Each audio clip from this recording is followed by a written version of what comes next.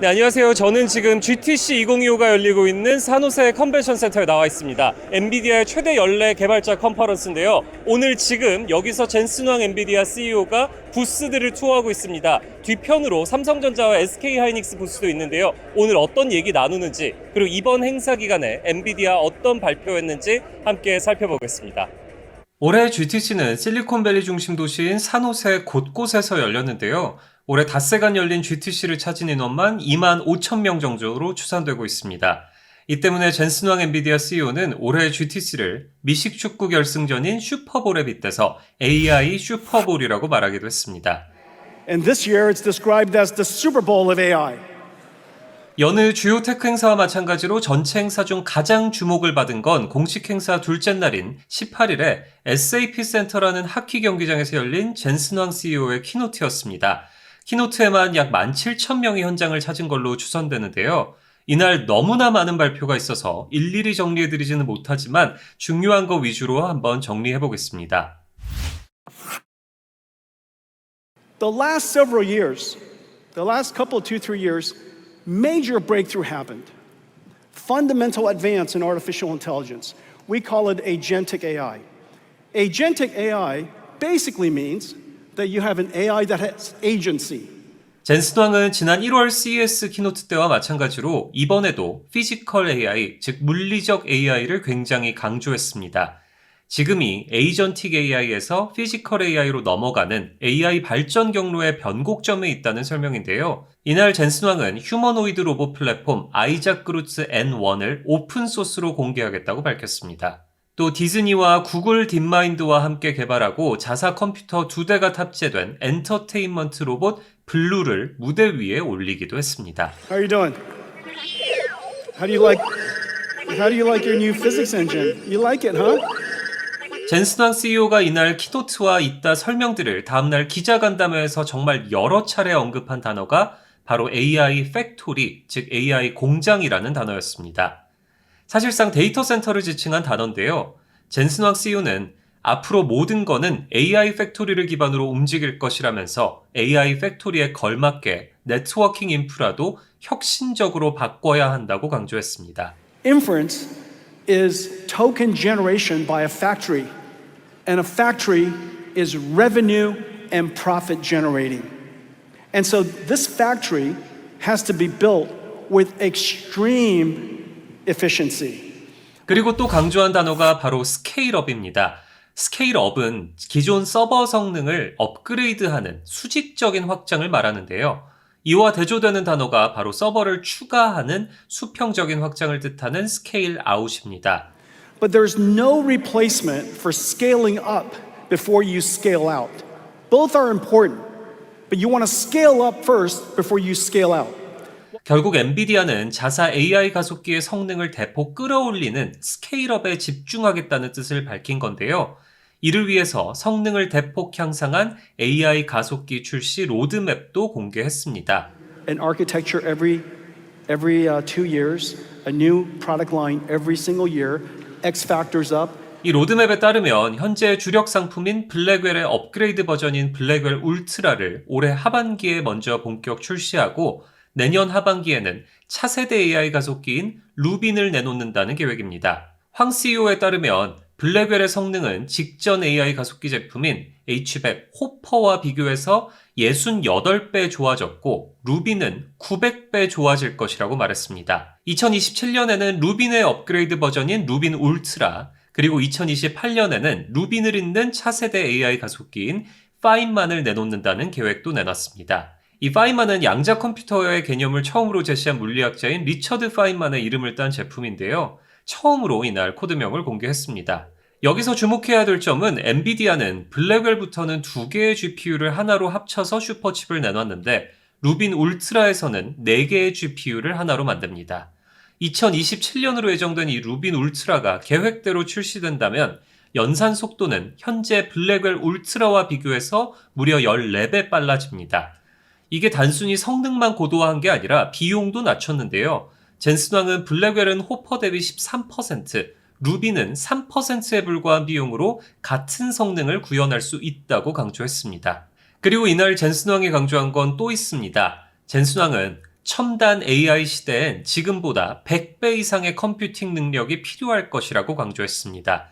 이건 지난 1월에 중국 딥시크발 충격에 값비싼 엔비디아 AI 칩을 사기 위해 천문학적인 액수를 투입하는 게 과연 맞냐는 이런 시장 일각의 AI 투자 회의론을 정면 반박한 건데요. 젠슨 왕은 여기에 AI 시대를 이끌고 싶으면 우리의 최신 AI 칩을 더 많이 사야 한다고 강조한 겁니다. 이 밖에도 엔비디아는 이날 키노트에서 개발자들이 노트북에 직접 연결해서 사용할 수 있는 개인용 AI 슈퍼컴퓨터인 DGX 스파크와 DGX 스테이션을 공개했고 추론형 AI 전용 소프트웨어 라이브러리인 다이나모도 공개했습니다.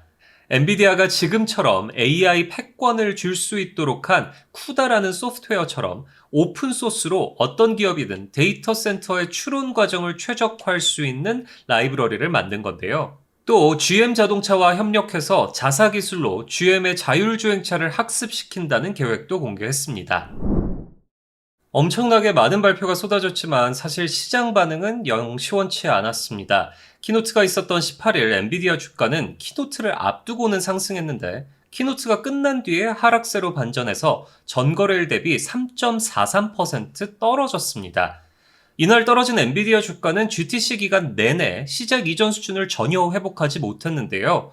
GTC 공식 행사가 종료된 21일 엔비디아 주가는 117.7달러로 거래를 마치면서 GTC가 시작하기 전인 17일 주가를 회복하지 못했습니다. 블룸버그 통신은 젠슨 왕은 과거 주식시장에서 마이더스 손으로서의 입지를 잃어가고 있다면서 예전엔 그가 고객사 이름만 언급해도 주가가 뛰었지만 이번 키노트의 반응은 머쓱한 수준이라고 꼬집기까지 했습니다. 키노트 다음 날인 18일엔 기자간담회가 있어서 저도 현장에 직접 다녀왔는데요. 전반적으로 전날 키노트와 겹치는 내용이 많았지만 중요한 내용 위주로 꼽아보겠습니다. 먼저 젠슨 왕은 이날 엔비디아가 전 세계 유일의 AI 기업이라고 여러 차례 강조했습니다. 자사가 클라우드용, 자동차용, 로봇용, 기업용 AI 등 AI의 모든 것을 갖추고 있고 사실상 글로벌 AI 생태계가 자사 원천 기술을 바탕으로 형성되어 있다는 게 그 이유인데요. 젠슨 왕은 엔비디아가 더 이상 AI 반도체 기업이 아니라 AI 인프라 기업이라고도 강조했습니다. 그는 과거에야 우리가 칩을 만들면 누군가가 그 칩을 사고 자사 컴퓨터에 넣어서 컴퓨터를 파는 방식이었지만 이제 이거는 옛날 얘기라면서 우리가 지금 하는 거는 수천억 달러가 투입되는 AI 인프라를 구축하는 것이라고 강조했습니다. 국내 언론에서 가장 큰 관심을 가졌던 삼성전자와 관련된 질문도 이날 역시 나왔습니다. 한 국내 언론 기자가 삼성전자의 HBM3 납품 시점을 묻자 젠슨 왕은 한국어로 안녕하세요 라고 시작했는데요. 젠슨 왕은 삼성이 참여할 수 있기를 완전히 기대하고 있다고 원론적인 답변을 내놨습니다. 그러면서 삼성은 이미 HBM의 베이스 다이에서 ASIC, 그러니까 맞춤형 칩과 메모리를 결합하는 탁월한 능력이 있다면서 삼성은 이미 우리와 많은 메모리 반도체를 만들고 있다고 말했습니다. 엔비디아가 TSMC 등과 컨소시엄을 구성해서 인텔 파운드리를 인수하는 걸 검토하고 있다고 한 최근 로이터 통신의 보도에 대해서는 어디서 나온 이야기인지도 모르겠고 어느 누구에게도 컨소시엄에 초대받은 적이 없다면서 딱 잘라서 부인했습니다. 이번 GTC에서 키노트와 기자간담회만큼 주목받았던 행사가 하나 더 있었습니다. 바로 퀀텀데이라는 이름으로 처음 신설된 양자 컴퓨팅 관련 세션이었는데요. 앞서 CES 때 젠슨 왕은 양자 컴퓨터가 상용화되려면 20년은 걸릴 것이라고 말해서 이 말이 전해진 뒤에 양자 컴퓨팅 관련주가 일제히 40% 안팎으로 폭락한 적이 있었습니다. 젠슨 왕은 이때 자신의 발언을 의식한 듯이 이날 퀀텀데이라는 행사를 직접 만들어서 주요 양자컴 기업 12곳의 CEO와 창업자들을 불러 모아서 대담을 진행했는데요. 젠슨 왕은 먼저 자신의 발언으로 인한 파장이 컸다는 걸 수습하는 듯한 발언으로 행사를 시작했습니다. And remember, this is from somebody who's built a computing platform. And to me, building NVIDIA and building CUDA and turning it into the computing platform that it is today, it has taken us it's taken us over 20 years. So the idea that time horizons of 5, 10, 15, 20 years is really nothing to me. 그런데 다음에 온 말이 농담 쪽인 했는데 전 개인적으로 좀 뜨악했는데요. And my first reaction was, I didn't know they were public. how could a quantum computer company be public? 사실 이 발언처럼 제가 이날 본 정말 개인적인 느낌, 이건 정말 제 개인적인 느낌이니까 참고만 해주시면 감사하겠습니다. 이 제 느낌은 젠슨 왕 CEO가 사실 양자컴에 대해서 큰 관심이 없는 것 같다는 점이었습니다. 이 자리를 빌어서 양자컴 기업들의 주가 폭락에 대해선 간접적으로나마 사과 아닌 사과를 했지만 사실 이른 상용화에 대해선 여전히 의문을 갖고 있는 것 같다는 느낌을 많이 받았는데요. 또 세션 기간이 타이트하긴 했지만 제가 무안할 정도로 양자컴 기업 관계자들의 발언을 끊거나 일부 참석자들의 소개를 빼먹는 등의 순간들도 여럿 있었습니다. 물론 젠슨 왕이 양자컴에 대해서 비판적으로만 말한 건 아니었습니다. 실제 이날 젠슨 왕 CEO는 미국 보스턴에 엔비디아 가속 양자 연구센터를 설립한다고 발표하고 이 연구센터가 세계에서 가장 발전된 가속화 컴퓨팅 및 하이브리드 양자 컴퓨팅 연구소가 될 것이라면서 하버드대 MIT와 협력하기 위해 위치를 보스턴으로 잡았다고 밝히기도 했습니다. 그런데 젠슨 왕 CEO는 이날 현장을 찾은 양자컴 관계자들에게 굉장히 공격적인 질문을 많이 했는데요. 쓸만한 양자컴이 뭐라고 생각하느냐? 내가 당시에 틀렸다는 것을 증명해달라는 말도 했고 양자컴을 써서 주문한 버거가 3초 만에 나오면 너무 좋을 것 같은데 그런 게 양자컴의 쓸모는 아니지 않냐라고 말하기도 했습니다. 참석자들 앞에서 양자컴의 입지가 좋지 않다고 강조하기도 했습니다. 양자컴 상용화에 20년이 걸린다는 발언을 수습하면서도 여전히 이른 상용화가 가능할지에 대해서는 의구심을 버리지 못하는 모습이었습니다. 실제로 이날 양자컴 관련주는 또다시 폭락했습니다. 아이온큐가 9.27%, 리게티 컴퓨팅이 9.24%, D-Wave는 무려 18% 떨어졌습니다. 이날 황 CEO는 퀀텀데이 직후에 오프닝 영상에서 소개드렸던 부스 투어를 했는데요. 삼성전자 부스를 찾아서 부스에 마련된 삼성전자의 GDDR7 제품에 자신의 서명과 함께 RTX on GDDR7 rocks, 그러니까 최고다 이렇게 적었습니다.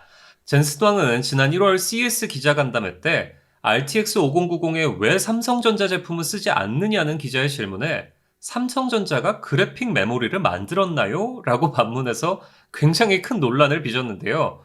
하루 뒤에 RTX 5000 시리즈의 메모리 반도체는 삼성전자가 초도 공급을 맡는다면서 말을 바로 잡긴 했지만 사실 시장에서도 그리고 언론에서도 논란이 굉장히 컸습니다. 그래서 이거를 약간 수습하려는 듯한 모습이 이날은 많이 비춰졌는데요. 젠슨 왕은 이날 작년과 달리 삼성의 HBM 제품은 둘러보지 않았고요. SK 하이닉스 부스도 찾지 않았습니다. 다만 수많은 인파 속에서 돌아서면서 삼성 클레버, 즉 삼성은 똑똑하다고 외치면서 돌아갔습니다.